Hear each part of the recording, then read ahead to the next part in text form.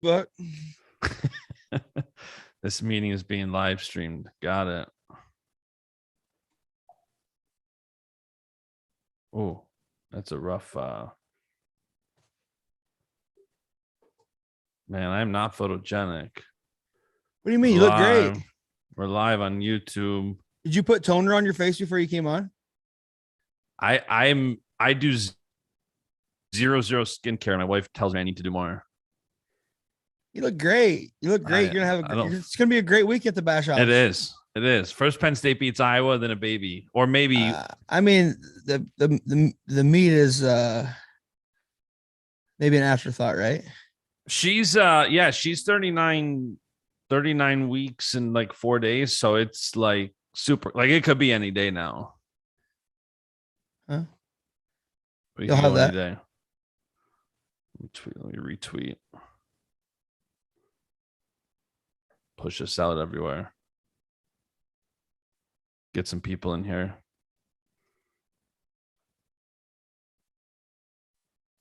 Mr. Felters.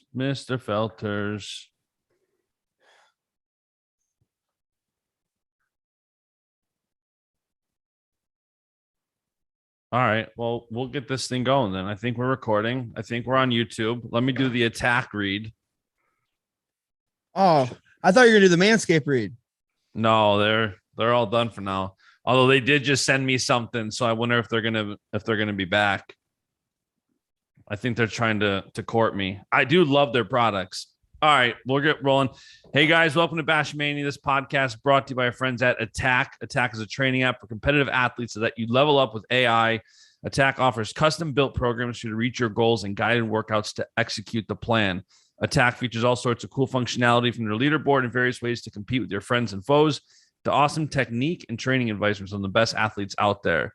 Jordan Burroughs, Sarah Hildebrandt, Reese Humphrey, a bunch others. This app is just loaded with golden nuggets to increase your training and athleticism.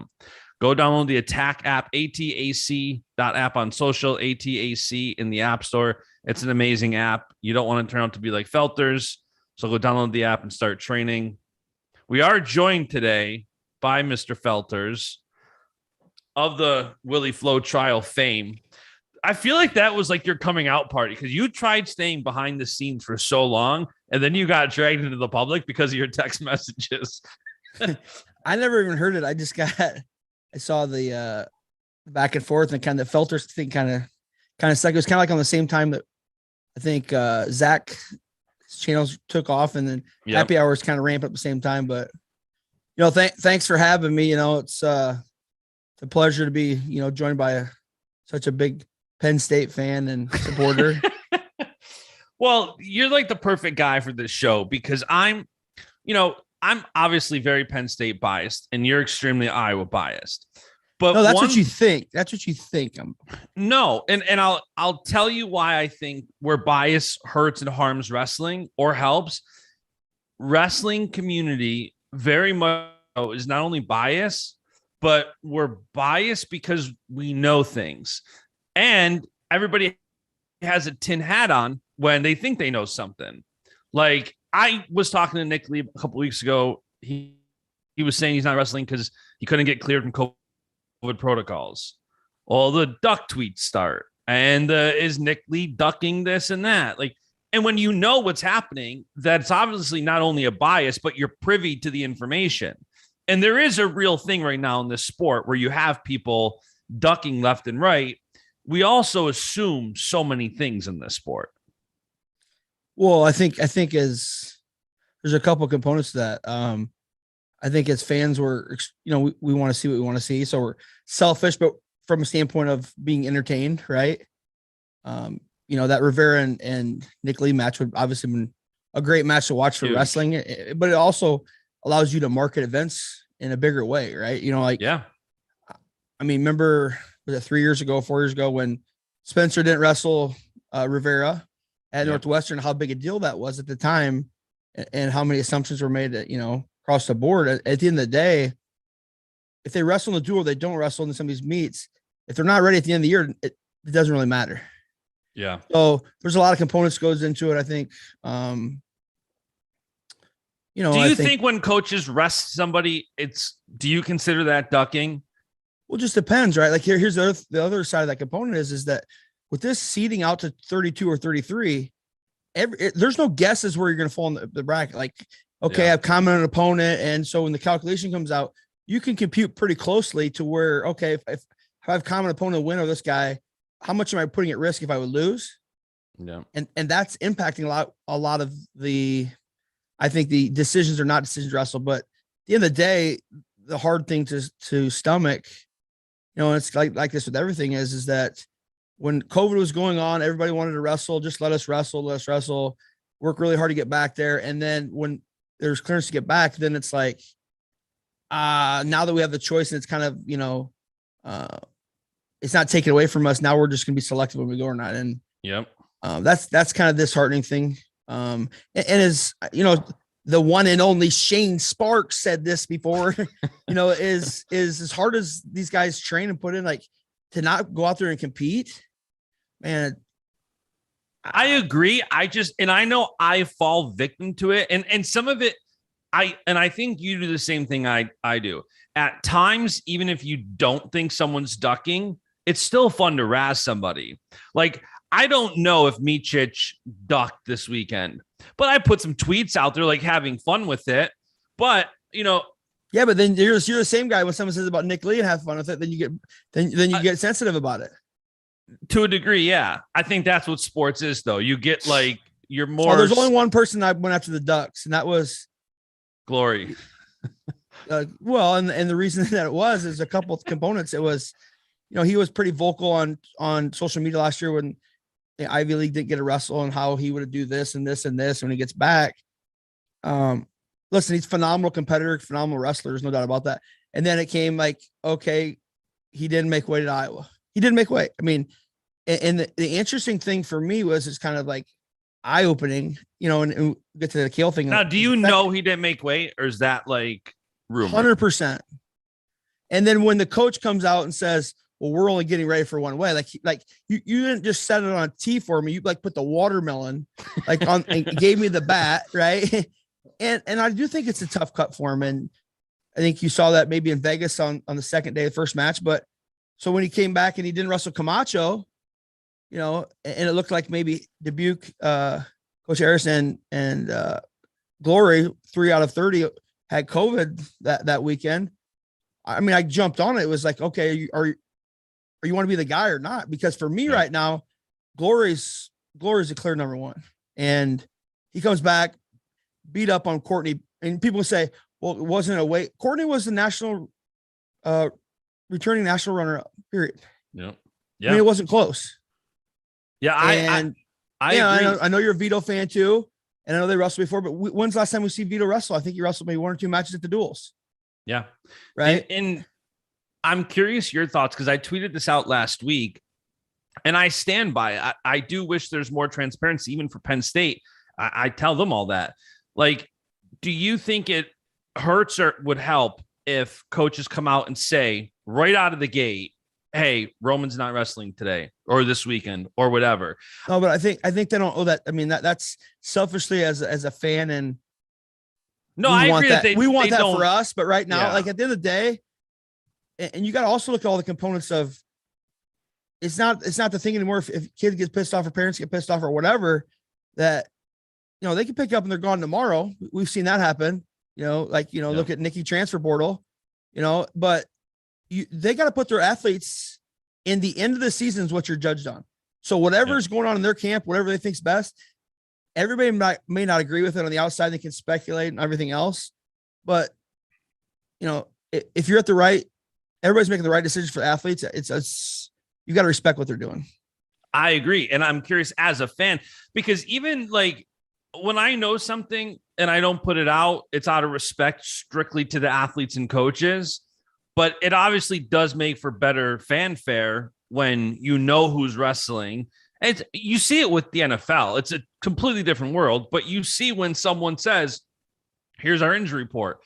I don't know with wrestling if it's because maybe they don't want somebody game planning for one guy or the other, or like, I know so many of these coaches, we kind of talked about it leading up to Drake's red shirt being pulled, like you say, well, they don't know anybody anything. Like, But from a fan standpoint, you obviously always want to know. And from a media marketing standpoint, you definitely want to know who's going to be competing so you can hype the matches, preview them. If we sit here and preview 3 matches that aren't going to happen, nobody wins. And so I don't think coaches or athletes owe us anything, but I do think it's for the better if we know that stuff. Well, you can't depend on other people to, I agree with that. For the promotion of the sport, you can't count on outside media sources of people to drive things unless you have transparency and get behind it. Right. But outside of that, the wrestling world thinks they're entitled to everything. You know that. Yeah.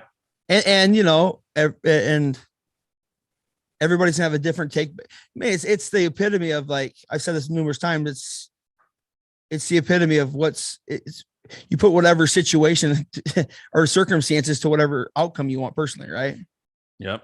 I mean, you know that, being a Bills fan and all, you know, like probably need to change overtime rules now. Like I'm so sick of hearing, like, everybody knew the overtime. Listen, I'm just gonna say this. Everybody knew the overtime rules going into the game, right? And then when it doesn't go your way, not you personally, just, you know, everybody else, everybody bitches, oh, we need to change the overtime rules. No, you knew what the rules were. But you knew the rules. Just like if you're wrestling, you do tiebreaker, whoever scored first gets choice, right? You do need to evolve the rules. I think obviously it's easier to say this as a Bills fan and we lost. I do think even if the Bills fans, if the Bills won, I do think Bills fans would obviously not talk about it, but I think it's only fair that you give each team a shot at the ball. Greg Olson said today that 10 out of the last 11 teams in the NFL in the playoffs who won the coin toss won the game. That's a lot of luck coming down to a coin toss. So I do think both teams need to touch the ball. Then you get the whole thing about how many games they play and how long does that go, and, you know, players union, all the other bullshit. No, just in the playoffs, I think you do a 5th quarter. Yeah, I guess maybe. I don't know. What did you? Chenzo's trying to get in. Chenzo's trying to get in here. I mean, yeah, it's kicking him out. I mean, probably YouTube probably knows he's probably flagged. What did you think before we talk Penn State, Iowa? What did you think of Penn State, Michigan? I mean, because I loved so much for the Michigan National Championship era. No, that was pretty harsh, right? But it's like, well, and look at Intermatch rankings. Like, somehow they passed. They're number 2 in Intermatch rank. Like, so that's all projections, and I get all that. Like, you know, ending. I thought a couple things. I thought, and I've said this before. Talked to Jim Gibbons, and he made a comment that really. People forget how hard folk style wrestling is. And when I say people forget, guys that maybe were in folk style moved to international, then they've came back, right? Yeah. So pretty much majority of Michigan's lineup. Yeah. Right. And I think you saw that in a couple of matches, like Brooks riding Mean and Mean having to get off the bottom. Like, it's exhausting. Yeah. Right. And I thought there's some really gritty wins. I think maybe the Kevin Jackson effect's already in place in Michigan. You know, I mean, like, expound. No, I mean, it's circumstantial. I mean, there's 3 or 4 matches could have went either way. I thought Penn State performed. It was a big moment for them. I don't know if it showed us how great Penn State is, or maybe everybody got a little bit too hyped for Michigan. Yeah, I really think obviously mid-seasons, it's always hard to tell this, right? Like, it's like, oh, if it goes your way, it's just a duel. We'll see at the end of the year. And if you kick the other team's ass, it's, you know, you're the dominant. So again, it goes back to circumstance. It's the same thing we're going to do on Friday night, right? If Iowa loses, and let's say Drake loses, and that's the duel, well, we would have won if he had Spencer, right? I mean, that's I also don't care. I hate, from an individual standpoint, if you want to tell somebody, which I've never liked it, when Gilman was on here, we laughed about, you know, the see you at nationals thing. If Penn State loses, my mentality is not going to be, oh, can't wait for March. I'm going to be bummed that we lost a duel. I think the sport has made them separate. They're not one and the same. You should want to win the duel, and you should want to win in March. I don't like the mentality of like, oh, okay, we won this, but, you know, the fact that we even have different rankings is wild. I can tell you this, both those programs, I just saw Flo's preview or build up for the Oklahoma State, you know, 4 or 5 programs, every date's important to them to win. And, you know, they're not, oh, we're just gonna, sandbag the duel if we lose a duel. It is a big deal. And the going back to the promotion thing, I think the Big Ten Network has done an absolutely unbelievable job. Yeah, Promoting the great sport. job. And that's a big driver. I seen an interview with John Smith recently, and they asked him, well, when's Oklahoma State going to get back on top? And he goes, listen, people forgot 10 years ago that our conference got broke up. And, we got to strengthen our conference. We're losing recruits. And I didn't really reflect on that, but Big Ten is pretty lucrative for a lot of people. Yeah. I mean, from a recruiting standpoint, and I'm a homer saying this, but like Friday night at Carver, you're not going to experience that anywhere else in the world from wrestling, probably. And definitely not NCAA. No, there's definitely a unique aspect to it. And I think there's a lot of different So that's what people, that drives, yeah.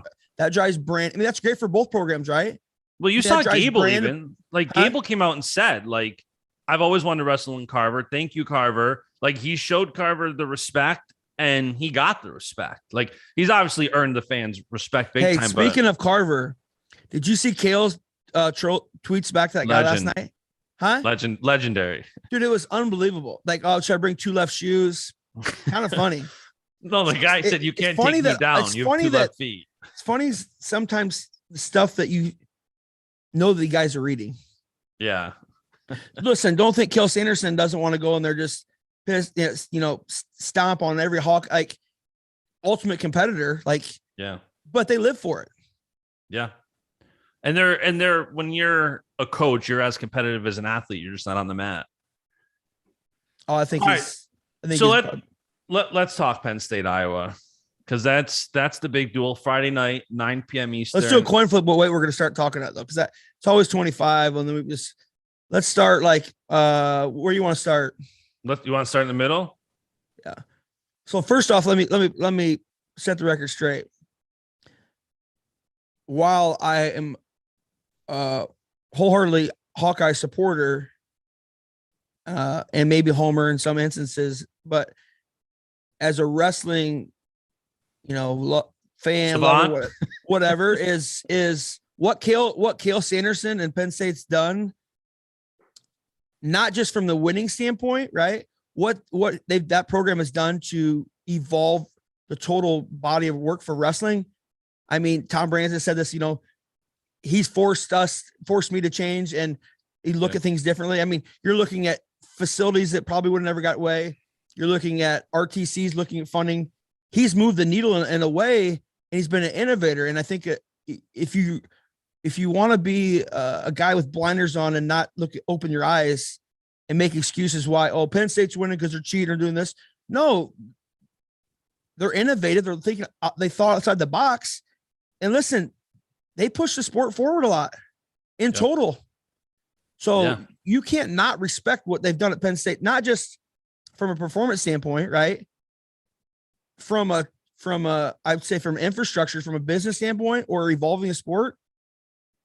I mean, tip of the cap to them.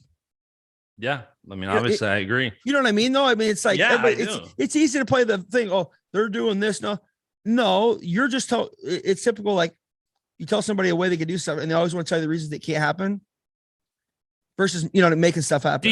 Do you think part of I think there's a number of people like you who have a great business sense who give guys like Cal a lot of respect.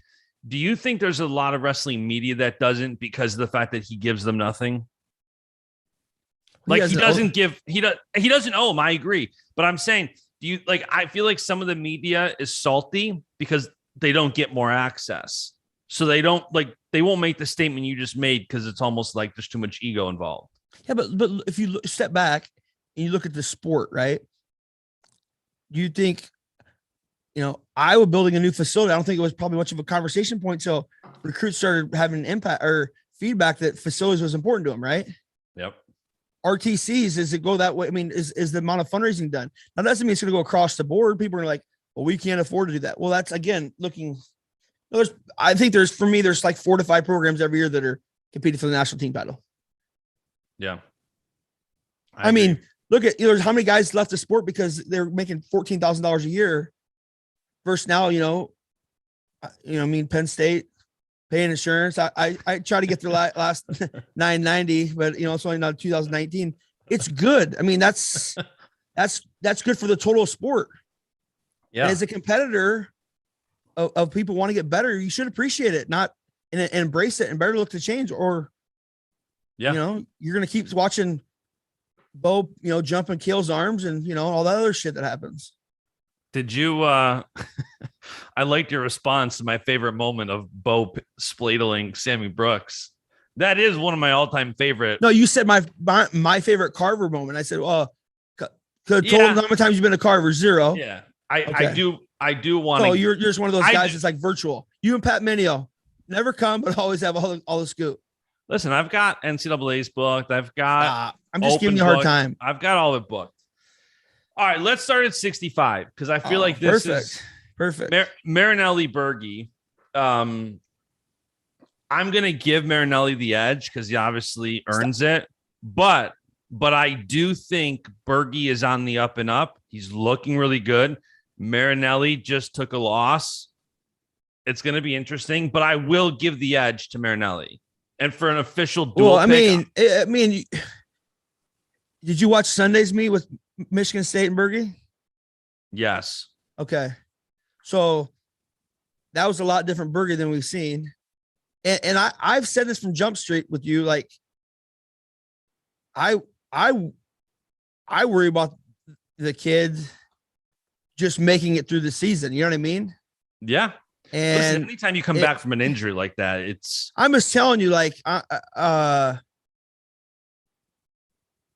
watch the Michigan State match and how, I mean, Berge's a competitor, there's no doubt about it, right? I don't think we ever saw his true potential. And I think that's what, as a Penn State fan, when I say he's on the up and up, it's like, and you know what, obviously what Marinelli's capable of, he's shown us, but I just wouldn't count Berge out here. I think anybody was excited for his full potential, that's kind of what they're looking at. Well, he's not there yet. Obviously, he's only. Agreed. He's been on campus probably like 10 days, right? So, the interesting thing is, did you know that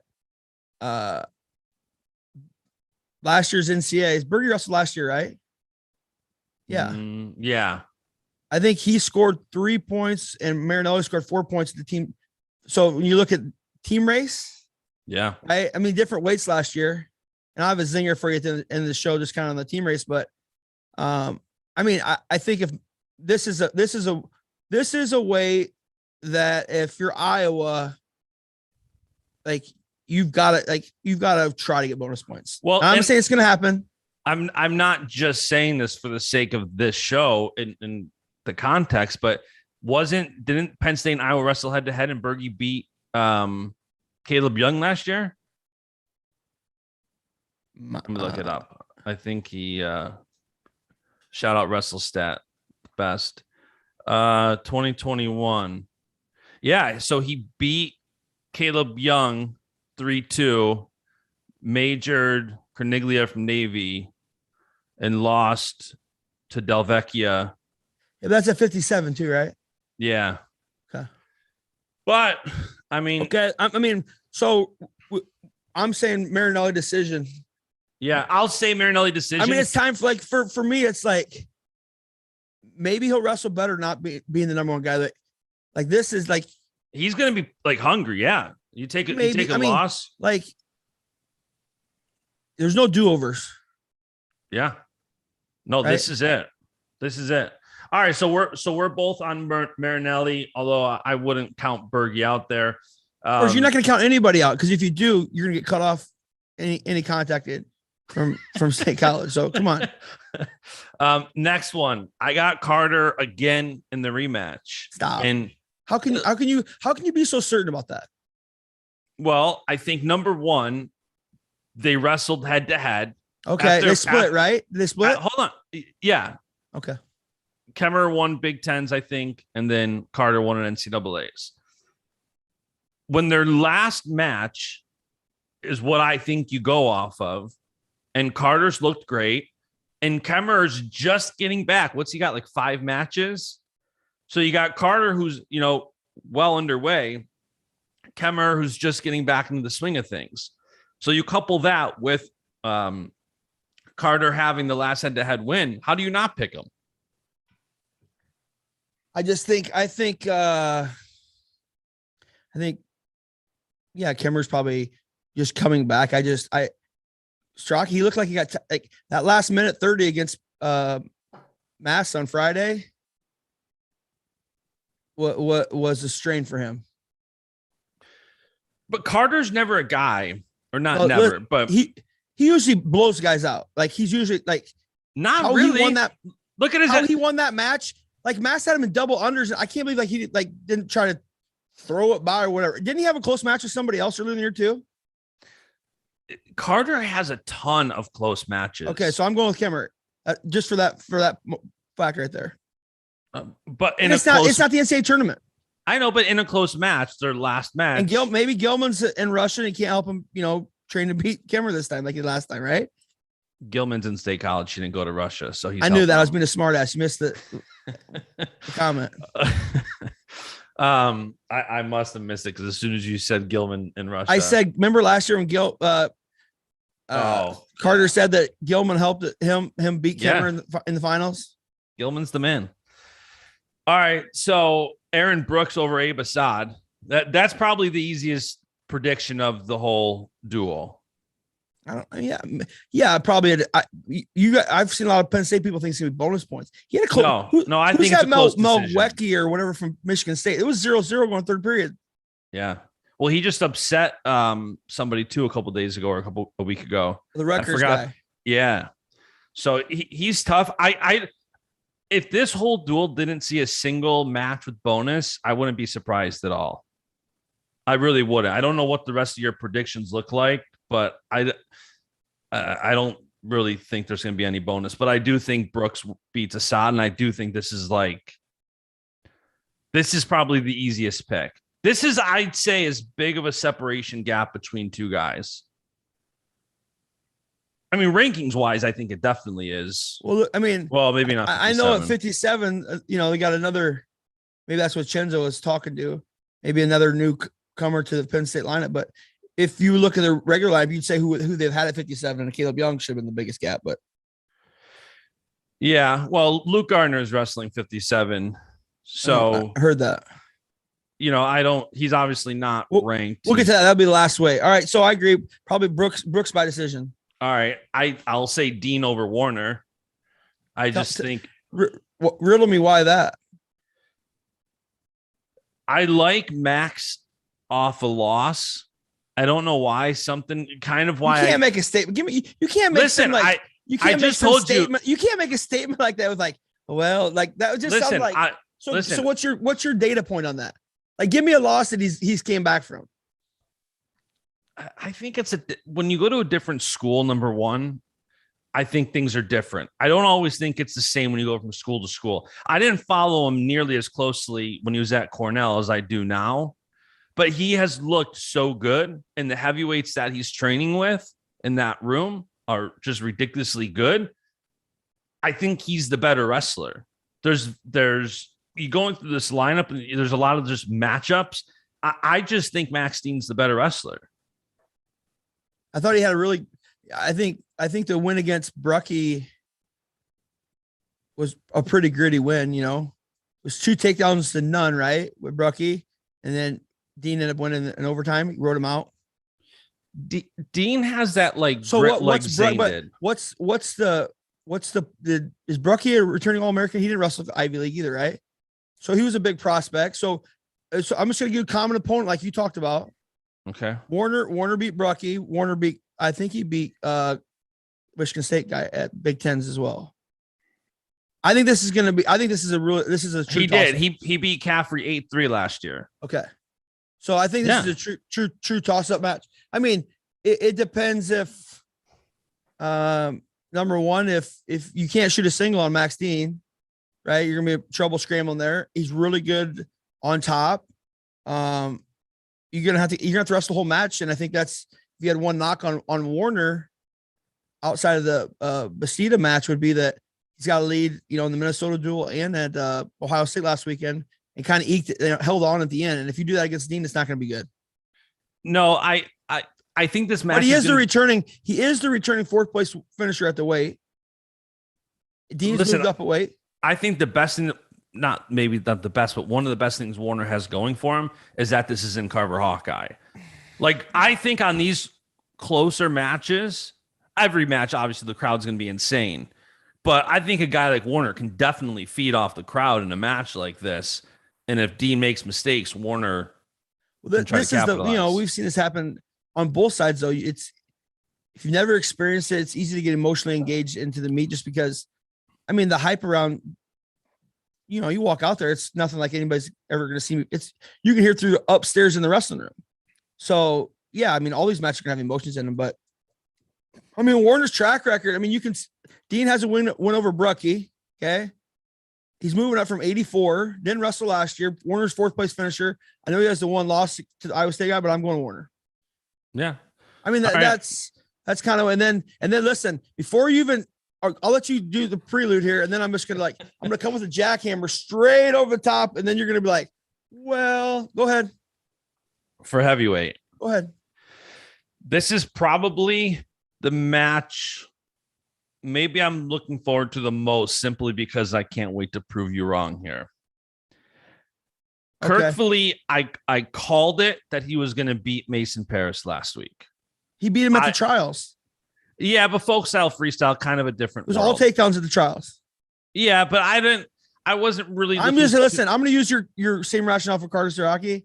I'm just going to go on their last. I'm going to go on their last head to head where Cassiope won 9-0. Okay, now let me ask. 9-0. Oh, okay, let me ask you this now. I know Kirk very well. He's a Basch Solutions guy. The bias is obviously there. Knowing him and knowing the story, and for maybe those listening that don't know, last year, a week before Big Tens, a week before, he didn't know if he was going to wrestle. He had a staph infection that was life-threatening, followed up by 2 blood clots, which kept him from doing any physical activity for months. A week before Big Tens, he gets cleared, comes back for the Maryland duel, and goes out there and gets a couple wins. When that happens, and I'm a big last match head-by-head or head-to-head guy. If he wrestled the whole season, I'd probably pick Kirk because I like him and I think he's incredibly talented, but I'd see the argument more. You can't omit that context. You just can't. The guy was out with a life-threatening. I don't disagree, but then you infection. can't also use the same context that Kirk's the one that wrestled Gable the closest last year either. So it has to be one I or the don't. other. That's not one in or my. the other. You can't say, well, he wrestled the closest. That was great. No, I wouldn't. Threat, and the other side gets beat by Cassiope. I think that thus you far, will not hear me reference him last year. Kirk, for me, the difference this year's been last year when he shot and he got stuffed. Like it was probably a pretty easy. in the chat over there, I see Chenzo, who his video's not working. Tell Chenzo to get in here. He said Paris majored Greg last year also, and he said, "Fellers, do you watch wrestling or just look at scores?" I'm talking about at freestyle. No, freestyle at the Olympic trials. Yeah, look at. I'm not going by Kirk's results last year, and I think Kirk's got better on bottom. Obviously, he got even the ones that like go for like the would help the cause. I'm not going by that either because I think he did wrestle some great matches last year, but I'm not saying that's why he's winning this. The interesting thing for me in the match is this: Kirk looks bigger. Cassiope's definitely got smaller. So last year, like when Kirk shot, and that, even against Colton Schultz, that was in at Nationals, watching him, like he got stuff, and maybe that was probably from his staff, and maybe not being as strong. He definitely looks a lot stronger. He looks filled out. He looks. Cassiope's like lost however many pounds. Like I don't know. Yeah, what he weighs. Like that difference going to. I think it's the only reason I would say it's a toss up on paper right now is because of the last head to head. Right? If you went just like looking at the body work, okay, this versus this. That you can't ignore how bad Paris never gets beat on his feet like that. So And here's the thing: Kirk held up the whole match. Now this is the others like Zinger. Kirk could be someone that could get carvered though. I think anybody can get carvered. Anybody. Chenzo didn't get carvered. I think anybody can get carvered. But I'm just saying that would be the other. I know that you know that, and that's a big whatever word we're going to say, like slogan, you know, punchline from Iowa. But like you've got Kirk Fleets. He's a junior world champ too, right? Mm-hmm. So you got another 2 junior world champs going at it too, or junior world and a U23 champ. Heavyweight at the top is definitely the deepest weight. Stacked. Yeah, without a doubt. It's stacked up top with the most international. So either way, it's going to be a decision, right? Unless Kirk Fleet bench presses Cassiope off him and pins him like the Princeton guy did. Yeah, that match I didn't understand. I mean, I do think Kirk his mat wrestling is definitely. And again, I don't know what the impact of his actual wrestling was, his staff, and hats off to him of even just competing. But his mat wrestling, him getting away from Paris like that quickly, you know, yeah. Cassiope, he got rode. Most of his loss last year, he got rode. So, what do you think the score of this match is? I'll say 8-4 Kirk.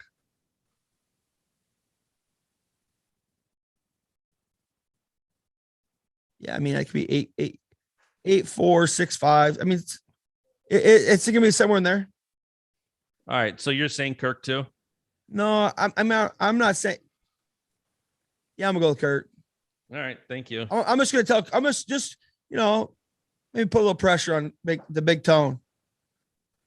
Let's see. We're trying to get somebody who wants. Where's Chenzo? He's probably like in the grass next to a tree right now.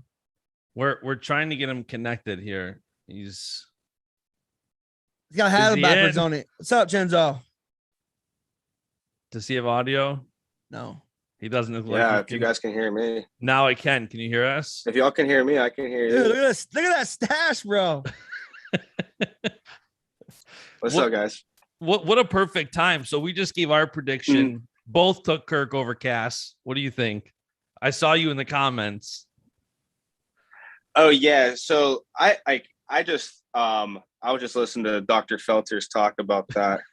And I didn't say doctor Cassiope is a lot smaller than he was last year. You can't like expect him to dominate Greg again. That's a ridiculous approach to that. Like, I can understand if you think it's going to be a match, because I do too, but no, I said that's a factor. But man, that's definitely you also can't use that he was sick then and wasn't as strong. I mean, I'm just saying the size. I didn't say that. Neither did I. Did. No, I didn't. I didn't say that. All I said was I'm throwing he out. Wasn't sick. He wasn't sick at the time they were wrestling. But all I'm saying is after Kirk didn't wrestle a full season last year, I'm not counting that head to head in my prediction for what's going to happen, because I think that match was more of an anomaly last year when he comes off a staph infection, gets back on the mat, and he wrestles. I'm throwing it out as a mulligan. Let's throw even if you throw all that shit out, right, and just look at results and what Greg's done since then, you can just be like, oh, he's kind of turned it up a whole nother level. And no, he's not really bigger than he was. I think he's actually smaller than he was at the national tournament right now. No, I was saying Cass stuffed him on all Greg's shots. He did. Yeah, go behinds. And so I'm saying if he's got down 30 pounds, that was my comment about the weight. He basically stuffed the shots and it was all go behinds. Mm-hmm. Yeah, and it's going to be a lot harder for him to do that now since he doesn't have as much mass. Yeah. So it's not a ridiculous. That's not a ridiculous comment now, is it? I thought you were saying that he was going to dominate him again. No, because he was lighter. No, I was saying the opposite. Okay. All right. I got you, bro. All right. We're good. Yeah. All right. Let's continue to Drake and Drew. I got Greg, by the way, but all right. What do you think about 97? 97. It depends. Dean's good at scrambling from shots, but Warner doesn't shoot. That's It's gonna be a boring match unless Max like turns him on top or something like that. I got Max by 3-2 or something like that. I think it's gonna be probably one takedown match, one scramble. Fair. Yeah. Do you want to give the other Well, he's three? gonna You pick might Penn as State on well. all of them. You know that. He even put a blue and white sweatshirt on for the call. I'm wearing a black and white sweatshirt. Oh. Dude. Yeah. I'm wearing pink headphones and a black and white sweatshirt. The only one Not wearing only blue do here, all right, so Felters, is you. You don't watch wrestling and you're colorblind. What do you mean I don't watch wrestling? Because I said he beat him at the Open. Oh man. All right. So what other picks do I need to make? Brooks aside. I don't know how I feel about making picks as a college coach. Yeah, you shouldn't do that probably.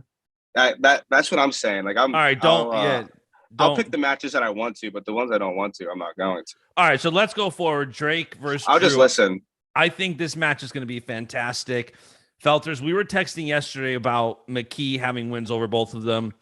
I think Drew's a guy who 4th place at NCAAs. He's right there. Drake, obviously, I like Drake a lot. I'm actually going to pick Drake. It's like this is like complete contrasting styles here. Mm-hmm. Like Hildebrandt is super hard to score on, defensive. He's maybe gonna get a slide by or post double and get on top and hard as hell to get out from. And so how offensive can Drake be without making mistakes and getting punished for it, right? And get himself in a hole. I mean, time will tell. I mean, you probably have to. How can't you go with Hildebrandt though? I mean that's just looking at rationale. Like, I mean, he just went. It's not a win, but I was interested to see how they wrestled Suriano, and I thought how they wrestled him is about how you have to wrestle Suriano to beat him. Like, you got to make him come to you a little bit and maybe make it a one score match. I think Hildebrandt's pretty strong too. He's got pretty good leverage. Yeah, I think this is going to be a multiple takedown match. I think he hasn't got multiple takedowns, Chenzo, all year. Not from Hildebrandt, from Ayala. Because I think Ayala is going to open it up and kind of force that action. So we're going to see, we'll see what happens, but I think it's going to be a multiple takedown match just because of the Iowa guy, because he lets it rip, dude. They'll probably start at 25. They usually do, right? Like both coaches. Yeah. It'll start at 25. I think it's going to be a great match. I think Drake has the edge being in Carver. I think it's going to be interesting, both of them, how they get their emotions in check too for a big duel like this. Drake at home in Carver, Drew wrestling at Carver. That's the maturity of those guys tough. Is like the maturity that some of those, like, he's a senior, right? I mean, that he's wrestled last tournament. He's been under the gun a lot. I remember that match he beat Teskey last year in the quarters, I think it was. Or it was the quarters, came back at the end. He was down like 4 or 5 points. So they've been in pressure situations. I think Carver sometimes gets overhyped, especially by us as Iowa fans, try to use it as like a mental edge, but it's as close to rec call as you can get, like in terms of hostile atmosphere. That was kind of as close to. Did you hear that? It's as close to. Except the fans it's not, the average age of the fan is not 75. I don't know what you're talking about. Yeah, no, but I was watching Drake wrestle. Actually, I was watching him at Fargo this summer because whenever I was out there, and whenever I kind of noticed the kid, but then I was watching him at Scuffle. Man, that boy has some good stuff, dude. He's fun to watch. He really is. It goes completely against like their Iowa style. He's that's why even when he got beat by McKee, they give him a standing O just because I think I did too. Wrestle to the end, right? Yeah, and I think he's gonna get him like by the end of the year. It's hard. I said this, I think I told you this, Bash, is like, even if you're not an Iowa fan, like he's a kid that you can hate Iowa, whatever, but he's a kid you can't not. It's one of those kids like you cannot like. Yeah, I like watching him wrestle. Yeah, you know where I am. So his likability is through the roof. I don't know that many people can root against him. And then the Spencer, it's and I've said this, Spencer's obviously been the face of Iowa for sure, and one of the biggest in college wrestling for a period of time. Spencer had surgery on Friday. Greg Russell's McKee. Sunday beat Schroeder. And the next week it's all like, it's kind of like crazy how, the world is kind of like on the next thing. You know what I mean? So he's been pretty prepared. Like I would say the thing to his advantage as young as he is he's never not wrestled any tournaments. Like he wrestled everywhere. So like going and competing, but we'll see. Yeah. It's going to be a great match. Next we have RBY DeSanto. I don't know how anybody can pick DeSanto over RBY at this point. I saw Wrestle Stats, whatever model it was that picked him. I mean, I think RBY the holy grail of college wrestling. I think like 3 straight wins for Roman over DeSanto. Returning national champ hasn't lost him. Do you remember the last time Roman and DeSanto wrestled in Carver? Yeah. I was just wondering. I remember the last time they wrestled. I remember the last time they wrestled at Big Tens though too. Like here, if I was gonna say, okay, how does DeSanto have a chance or whatever is, in the Big Tens, Roman got to take down the first 30 seconds, right? Or right away. And then, game, like you better be ready not to score right away and you can't shoot. So you got to try to play the game like Ragusan, not saying, Roman was frustrated, but slowed him down a little bit on 2-on-1 but I mean, you can shoot on Roman. You just got to pick your shots. Watching you guys come out of the tunnel though, Chenzo, you and him, like it was in your eyes, like you guys ate that environment up, like exciting. It wasn't like intimidating. And oh no, it's being awesome. showman, like don't think he's not excited to go into that place. Like this is he's not intimidated. Like that's not real. Yeah, no, it's like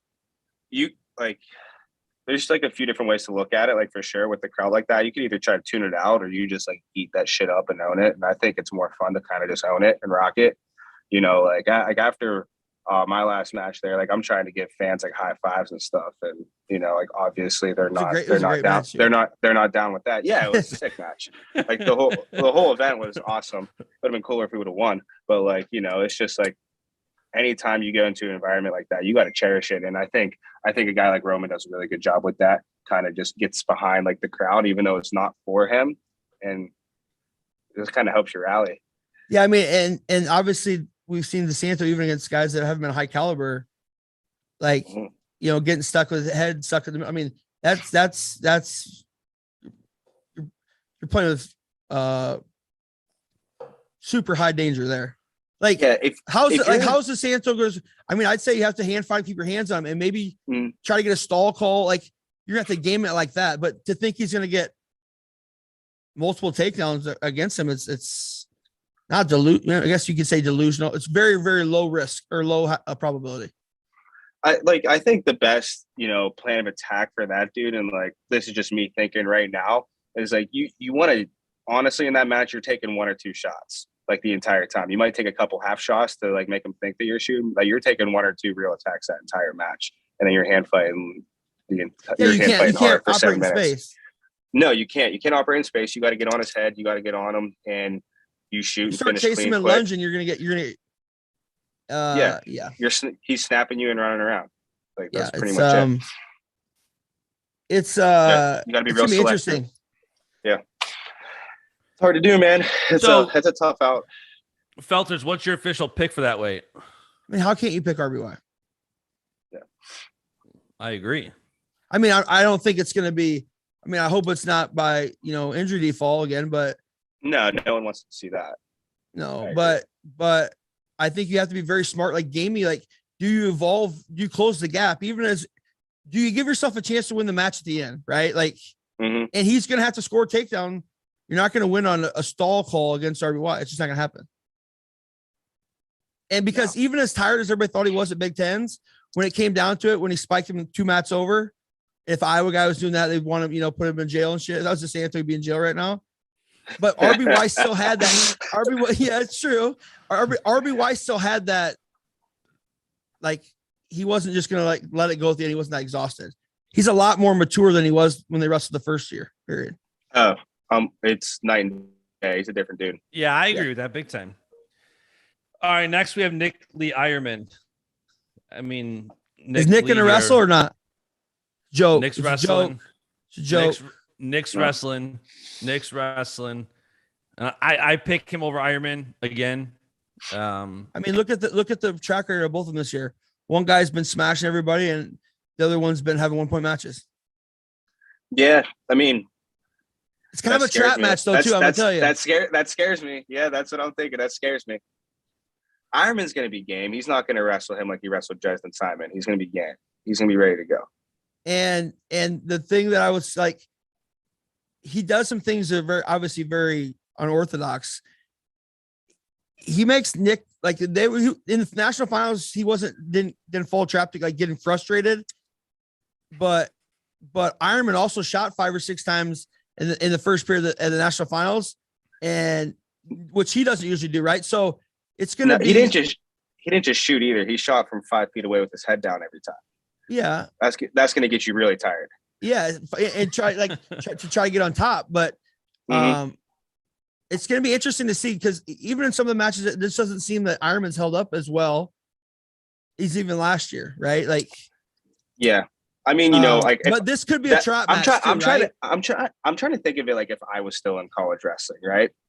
Like my body's like hurt, man. Like that's a lot of time to be in season. Whenever you get to freestyle, it's a lot different. You're training because you cycle your training instead of just grind for a whole season. Like that got to take a toll on your body. He's been doing it. And when you're on bottom, you got to get out. They don't blow the whistle and say, okay, back up. You know what I mean? Yeah. I mean, unless we're in practice, then, I just lay there till they let me up. Yeah, right. I don't. Yeah. No, wrestling on bottom sucks. But yeah, I think it's going to be a good match. I don't think Nick's going to smash him. I mean, as much as, I'm not going to say that. But I think it's going to be good. I think it's going to be a good match. But Ironman, Nick just has to be disciplined. If you can slip up one little bit and put your head inside and get cradled again. Yeah. I mean, I think when you have an NCAA finals rematch that went in a sudden victory, it's going to be a great match. Well, you were so certain that Cameron was going to get beat. So you can't say that. I said you were like, Siraki, no, next subject's what you said, basically. No, I said, how can you pick against him when he won their last match? Okay. And Kemmer's just rolling back into the things. I can 100% see picking Kemmer, to be honest with you. I mean, he's the most underrated wrestler. Technically, like that guy, he is. Yeah, I grew up. I know you know him, bro. But his finish rate, he's awesome. He's unbelievable. Yeah, his leg attacks and finishes are very, very, very good, and he's always been like that. I'm not making any picks in these matches or anything. I know. But I'm just gonna Lee, but sorry. I'm just gonna talk. I didn't pick Nick Lee. Oh, you didn't? No. Oh. I said it's gonna be a brawl. So what are we at? What do we have for matches? Because 49, like this is one that unfortunately, like it's gonna be a 1-score match at the end. That's just how every match goes with Mirren. Yeah, definitely not Bartlett. He doesn't do that. Yeah. Well, I mean, I think last weekend, if he beats Sammy last weekend for Mirren's been like, I think like mentally he gets over the hump, like opens up maybe a little bit more, wrestles. Obviously, I mean, you can't say he got beat like last 10 seconds. I didn't watch. He got beat at the end. He lost 2-3 against Sasso. I'm all Pac-12 now, boys. Yeah, you're on a different schedule and everything. So I mean, I think Mirren's definitely the favorite. It just he hasn't. I'd say that this would be great to try to get bonus points or whatever, but he doesn't bonus point anybody, and Bartlett wrestles everybody pretty close. Mm-hmm. Yeah, that's a one takedown match for sure. Yeah, I hope it's more of an exciting match than it seems like it's going to be on paper. Well, that's going to be the thing. Like, as big as environment's going to be is,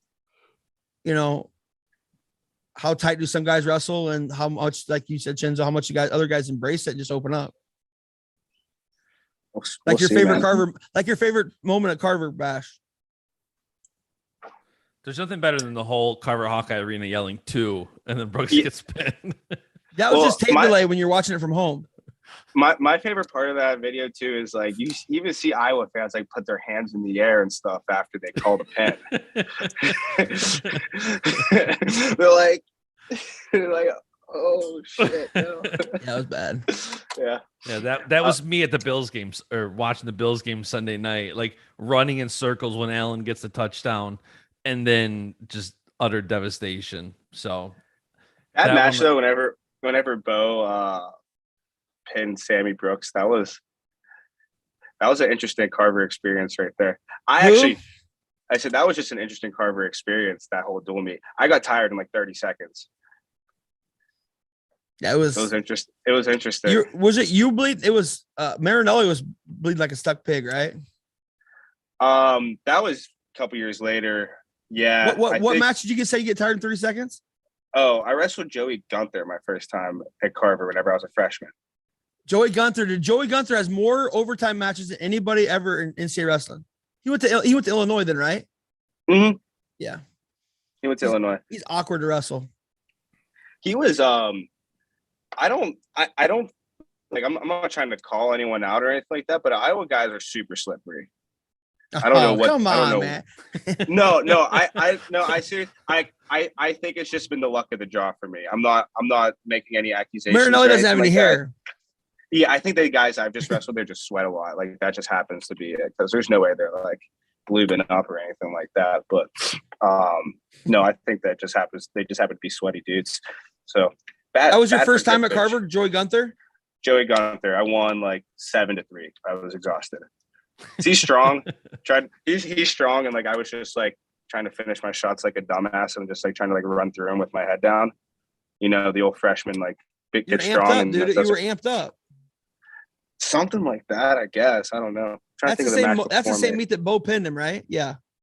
That was the Bo Brooks match. The place was like you could have heard a mouse shit in that place. I was yelling pretty loud. I was pretty happy. Yeah. All right. Last match, Caleb Young. Luke's wrestling in 57. Corby's already like kind of spoiled it, so I'm not spoiling anything here. I wouldn't know for sure if he's gonna wrestle or not. Like it'll be him, Terrell, or Tony probably. Yeah, and they one of those two guys. It could even Chili. It could be a last minute decision. So it will be. If Luke's wrestling, I'm 100% taking him over Caleb. 100%.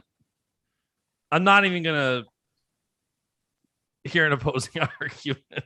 What do you mean? Well, yeah, of course you're not gonna hear a post from Chenzo. Well, I got nothing. Man. So I got it 5-5 on my picks. Penn State 5 matches, Iowa 5 matches. That's what I had. I got 7-3 or 8-2 Penn State. I got 7. Like, listen to me. 8-2. I got 7-3 if I concede Drew to Drake. I have 10-0 Stanford. 8-2. I have Marinelli, Murrin, and Drake winning. I think Drew could win. If Drew flips that one, it's 8-2. I have 7-3 conservatively. You say Murrin? Max Mullen. No. That's my boy, dude. No. I told him, I said, you can't, every time you win, you can't go upstairs and shower and put the chain on and the hat on backwards. He's great. He's funny. PA Pride, baby. PA Pride. Yeah. Young Guns. So okay, that's a duel. You got 8-2. I don't have it that way, but you know, that's 7-3 or 8-2. 7-3. So for sure, like 100%. We said Brooks was probably the most solid pick on all the matches, right? Yeah. Yep. And then what's your second for sure? RBY over DeSanto. Oh, that's a pretty. Really? Yeah. Okay. Roman's a guy who just like no matter. Okay. I can concede those two. Okay. Then we had the other three. We had the other three that were. Last meeting was Kirk got beat, Srirachi and or Siraki, however you say it, and Kemmer, right? Yeah, I mean, I don't think Kirk and Cassiope is going to be. It was 9-0 last time. He just got back out of not doing anything physical for 2 months. Yeah, hey, that'll be my one match prediction. I got Greg by 5. Yeah, I think that's accurate. If you're saying 9-0 after he was out for 2 months, I mean, it's just like he did nothing for 2 months. Just look at it this way: the way he won the match, he just doesn't have that skill set anymore. Cassiope. That's fair. Like he's I gonna think get it's out gonna of be a bottom, and combination of things. he's gonna get on bottom and not give up go behinds. Probably, yeah. I guess looking at last weekend, you could say that Yeah, one match, right? Because him with Paris was the same way last year. It was Yeah, go behind, then Schultz. couldn't get on bottom. And Schultz. And Schultz. I think Schultz is a tough out. I think Schultz is a tough match right now.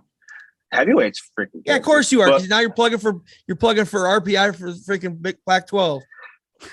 I just think Schultz is See how good. you work, man. It's because this guy Eric Thompson's out there in Arizona That's exactly getting what. Schultz ready. But hey, I wrote down my scores. Who I have 7-3 also. Yeah, I think I'm not telling 7-3 you is I'm not telling you conservative. which ones, but I have 7-3. Maybe So- 6-4, 7-3, 6-4. So let's go with like these tournament projections. So last year was 129. Like what was it? Final score? Bash, Actually, wait, 120? no. I'm 6-4. My bad. Not 7-3, 6-4. I'm 7-3. And I was 5-5. This 5 to all 5. makes sense. For a biased Iowa fan, 5-5. It's not biased though. No, I'm He saying, said before you started, he's not unbiased with the picks. You got to trust him. I said for an Iowa guy, 5-5 is a fair. That's calling it down the middle, literally. Well, I mean, 5-5. you can see Cameron winning, so that puts your picks 5-5, right, Chinzo? Oh, Chinzo, quit recording like the FBI. I keep freezing. So, like, whenever I freeze, I just kind of sit here and wait, see what happens. Because we got Yeah. that Walmart Wi-Fi. Yeah, 7-3 is what I got. Chenzo's got 7-3, maybe 6-4, and Felter says 5-5. So I All want to right, talk about the this is I want to bad. talk about the I'm I out. want to talk about the tournament though from last year real quick. So what was his final score? It was 129 to what? The dual turn or the No, NCAA tournament. I don't remember. Hold on, I'm gonna tell you 1 second. It was 113.5 to 129. Okay, and Penn State had how many champs? Was it 4? 4? Yeah. 4, right? Okay, and so last year, Mirren scored 2 points. Caleb Young scored 8. Marinelli scored 4, and Nelson Brand scored 1. So add those up. What is that? 2 for 11 points. Okay, and then you got the Okay. Spencer effect, Yep. right? You think Marinelli's going to score more than 2 points this year? Like here's what I don't understand about these projections and things. Like how does Max Dean just go to second?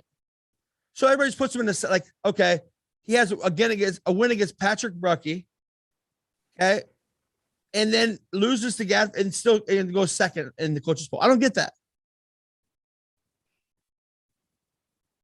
Wasn't he didn't wrestle last year. Bergie, right? listen, Bergie's wrestled 3 matches. I know whatever circumstance come back. His significant wins over, I guess, Cam Amin, and he went to like 9th or 10th. There's just some things that are ludicrous to me. Listen, to be fair, the rankings don't make any sense to me on many of the weights because I feel like it's so emotional on where you put Yeah, someone. Willie's getting ready to go to Oklahoma State. You can see that in his crystal ball rankings. Like I haven't looked at them and yet, but I from did see your Nebraska, comment. and you take 2 shitty losses, you actually go up in rankings versus down. Just how it goes. Yeah, the I just think it's rankings going are to be so like, subjective. listen, obviously Iowa's taking a big hit with, anytime you take the top point scorer out of the equation, how many points he scored last year? 28. Yeah, but I still think like if Spencer Lee's going to go down, to have Drake as the guy who's going to step in, you can't really ask for much more. Like With if 24.5 points. So what I'm saying is Iowa won by 16 points. Okay. okay. So you take Spencer's 24, but I'm saying those other 5 weights only scored 9 points. Like I get the head to heads, but I think a lot of people are, it's in the bag for Penn State. Like Penn I don't State's think also, it's in the bag. hey, but Penn State's also one of their star injuries away from being out of it. You know what I mean? Yeah, I think both Iowa and Penn State They had are 4 champs last year and they still lost by 16. 4 champs. well, Bo Bartlett should have got it. No, they had 4 champs. No, I know, but So those can't go up anymore, right? Those 4 guys. well, if they get bonus points, they can. Okay, but I mean, from a max of maybe 2 or 3 points. Nobody really bonused last year in NCAAs. That was a huge thing. Huge. Like Penn State did not get many bonus points last year. I mean, that's a big factor in that. And I'll just keep. And they almost got one taken away from them at 33, but they got a gift at 84 too. Just saying, in the finals match. A gift. Just saying. It's called a great wrestler. Oh, you mean grabbing the carpet? That's not. It doesn't count. I don't recall. He went on a stall call. I don't recall. I looked that guy up. He used to be on the board of trustees for the Nittany Lion Wrestling Club back in 1993. He didn't really. So it's going to be a great environment. I don't care if you're a Penn State home or not. You got to be jacked up for the brands documentary. I'm very excited. It's on Big Ten Network. So the duel's on Big Ten Network at 9, and then that is going to be on. I think it's going to be awesome. I love the teasers, like when they're back in their high school. I'd love to see the outtakes of the conversations. Like, yeah. Here's a thing that is like, I seen one today that was posted a couple of days ago talking about Tom and Terry's career. They want to be the best ever in the world. And, when it comes to collegiate wrestling, we were 5 for 8 national titles. And, that's just not good enough. And like, holy shit. You know what I mean? They said some raw stuff in there. John Smith, of course. Is it 30 or 60 minutes? I don't know. But I don't know how they're going to cram it all in there. It's going to be interesting. There's going to be people clinging on a lot of things. Like I thought Kale's blog that he posted this week in the subject on Rockman is a little bit fit. Kale's very calculated when he lets things go as well. Very calculated. So I didn't read that. Did he? So brands special about the ballpark. Let's just if we can agree on one thing, you and I, okay? The one thing that drives traffic and views and people in the seats is Iowa college wrestling. Can we agree on that? Thank you. That is That's the good. one thing that you and I can agree on. You and I can agree on that. I don't know. We were agreeing on the Kale thing on what he's done. So no, I'm saying, but Iowa doesn't know how to the brand of wrestling in Iowa, regardless. Well, that's why they just got 2 World Cups, right? I mean, they just got awarded 2 World Cup hosts. Yeah, but when it was at Penn State. What was that Penn State? Did they have the? No. What do they call it? Final X out there? They did have Final X out there. That wasn't a good showing. I'm not a fan of the Final X system, the way it's done. What I'm saying is, good or bad.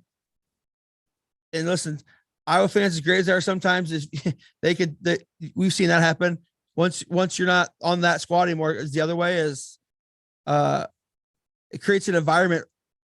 Even for the kids that aren't from Iowa, those kids from Penn State or Oklahoma State going to the ballpark, whatever, they get to experience something like, I didn't know this, that actually every seat, it's sold out from season tickets. You can't buy a ticket unless you have season tickets.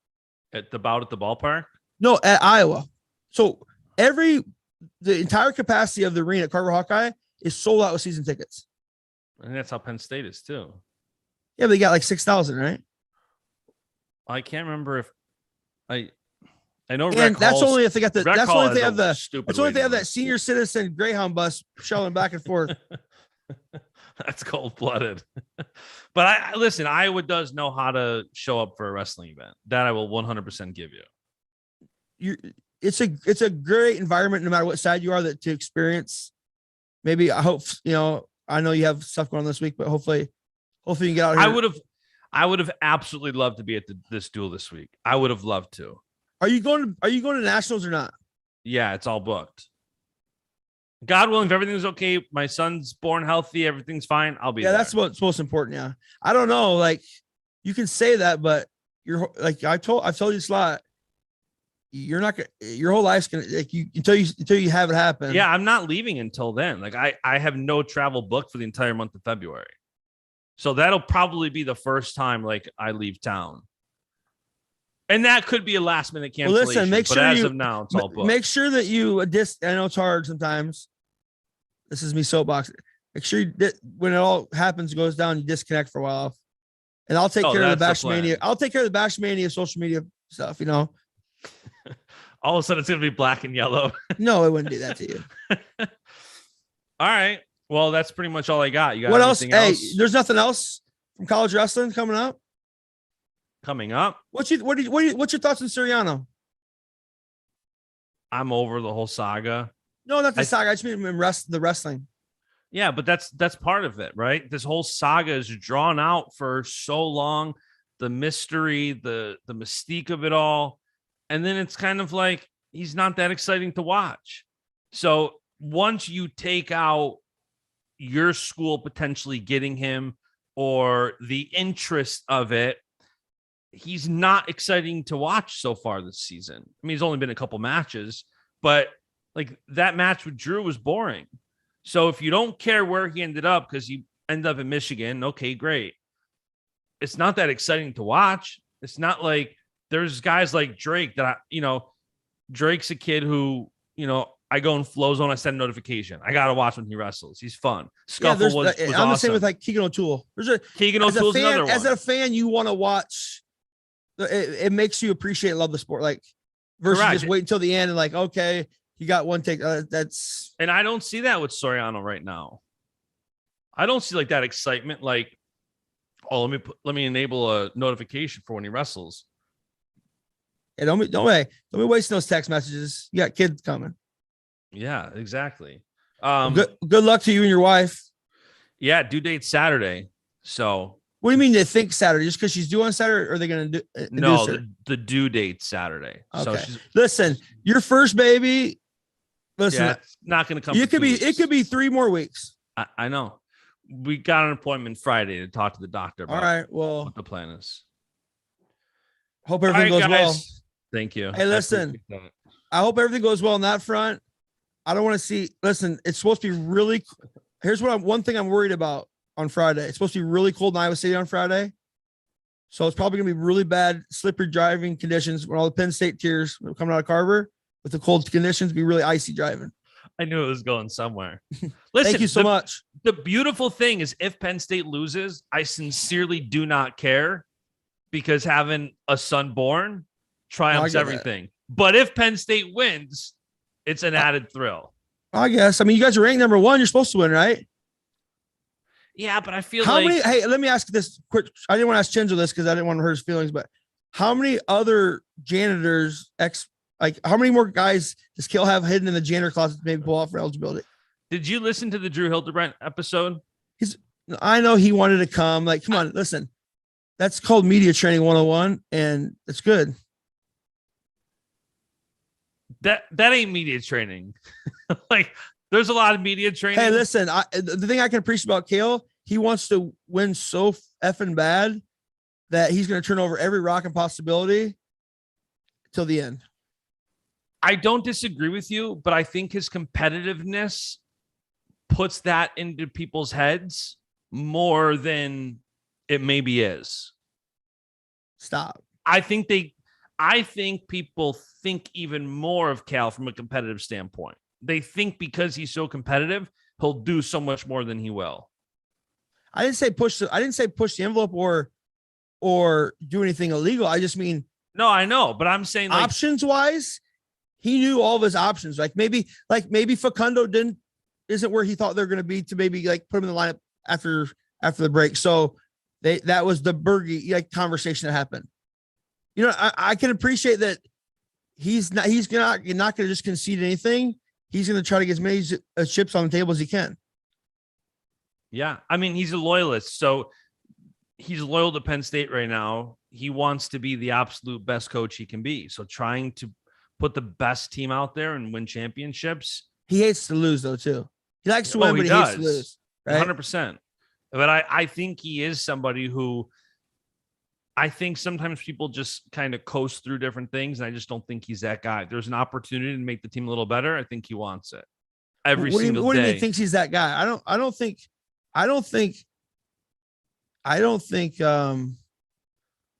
listen, as much NCAA violations and overall probation and things that I'm not being funny on this, that they've dealt with as an athletics program, like his hands are tied. Like it's not like they're going to sneak anything through the NCAA. Like they're under a microscope everywhere. Yeah, definitely. And I'm sure there's everybody, shout out to Tom Ryan, crying, to turn him in. Did you want to say crying Tom Ryan? Because you just said Tom Ryan and then crying and then you took it back. Crying Ryan. All right. On that note, I gotta go get this. Go walk the dog. Make sure you don't kill any more fish before spring either, right? I've got 2 aerator plates in there. We got oxygen. Everything's looking. Just leave good. the fish alone. The more you mess with that pond. No, everything's fine right now. The pond's frozen over except for the 2 spots where the bubblers are.